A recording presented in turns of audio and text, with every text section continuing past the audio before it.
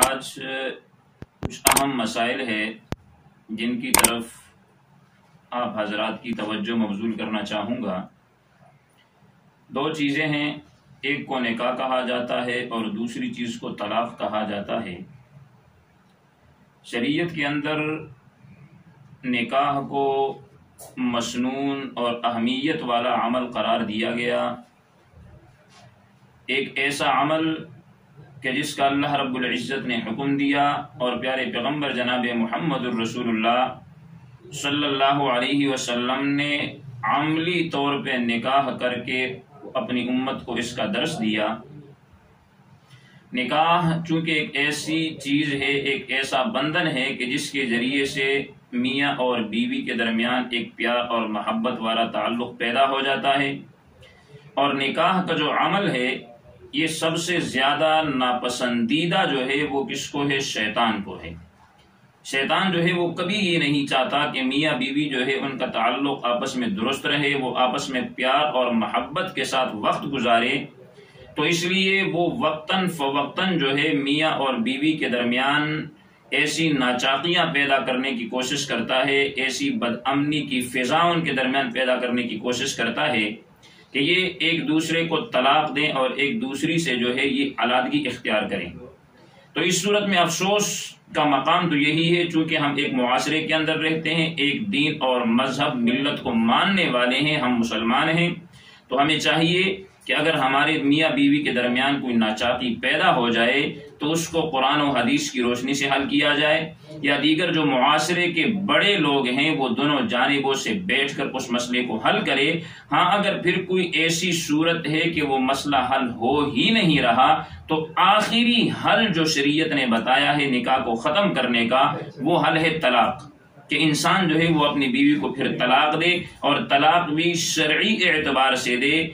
جو شریعت کے اندر ایک طلاق کا طریقہ جو رائج ہے، جو شریعت نے بتلایا ہے اس کے مطابق دے۔ لیکن اس کے علاوہ بعض لوگ ہوتے ہیں کہ جو آخری حل ہے، جس کو ابغض الحلال کہہ کر کہا جو ہے نا پکارا گیا ہے، اور وہ کیا ہے؟ طلاق ہے، کہ یہ ایسی چیز ہے جو اللہ اور اس کے رسول کے سامنے بہت ہی زیادہ مبغوض اور انتہائی جو ہے بری چیز ہے، لیکن اس کو ہم نے پہلے درجے میں رکھ دیا ہے کہ تھوڑی سی بات ہو گئی، میاں بیوی کے درمیان کوئی تھوڑی سی چپکلش آ گئی، تھوڑی سی معمولی سی تلخ کلامی ہو گئی، تو فوراً جو شوہر ہے وہ اپنی زبان سے طلاق کہہ کر یا ایسے الفاظ کہہ دیتا ہے کہ جو مجہول ہو لیکن طلاق کے معنی کے اندر لیے جاتے ہو، اور وہ بیوی کو کیا کر دیتا ہے؟ فارغ کر دیتا ہے۔ اچھا، اب یہاں پہ ایک بات ذہن میں رکھیں، پہلی بات یہ ذہن میں رکھیں کہ طلاق کا تعلق جو ہے وہ لفظ کے ساتھ ہے، طلاق کا تعلق لفظ کے ساتھ ہے، اور یہ بات جب سمجھ میں آ گئی کہ طلاق کا تعلق لفظ کے ساتھ ہے تو اس سے کئی سارے مسئلے جو ہے وہ حل ہو گئے۔ ایک شخص ایسا ہے کہ وہ دل کے اندر جو ہے نا سوچ رہا ہے کہ میں نے اپنی بیوی کو طلاق دینی ہے، میں طلاق دوں گا، میں یہ کروں گا، فلاں کروں گا، تو جب تک وہ اس کا تلفظ نہیں کرتا یا تحریری شکل میں اس کو لکھ نہیں دیتا اس وقت تک طلاق واقع نہیں ہوگی، کیونکہ طلاق کا تعلق جو ہے وہ کس کے ساتھ ہے؟ لفظ کے ساتھ ہے۔ اور دوسری بات، اصل میں ہمارے معاشرے کے اندر ایک اور اہم مسئلہ جو ہے کہ شرعی پردہ تو کہیں بھی نہیں ہوتا، پردے کا ماحول بہت ہی زیادہ ناقص ہے۔ اس صورت کے اندر داماد وہ اپنے ساس کے ساتھ ملتے ہیں، بعض مقامات تو ایسے ہوتے ہیں کہ وہاں پہ معانقہ بھی کیا جاتا ہے، ہاتھ بھی ملایا جاتا ہے، معانقہ بھی کیا جاتا ہے، لیکن ایک بات یہاں پہ یہ یاد رکھیں کہ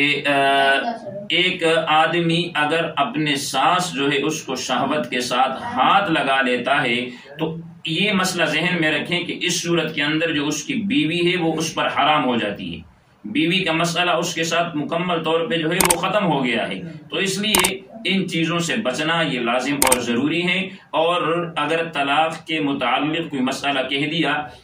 کوئی بات اپنی بیوی سے کر دی اور پھر اس کے اندر ذہن کے اندر شکوک و شبہات ہو جائے، تو بہتر یہی ہے کہ پھر اپنے قریبی کسی عالم یا جو ماہر مفتی ہے اس سے رجوع کریں اور اس مسئلے کو حل کروائیں۔ اللہ رب العزت سے دعا ہے اللہ تعالی ہمیں عمل کرنے کی توفیق عطا فرمائے۔ وآخر دعوانا ان الحمد للہ رب العالمین۔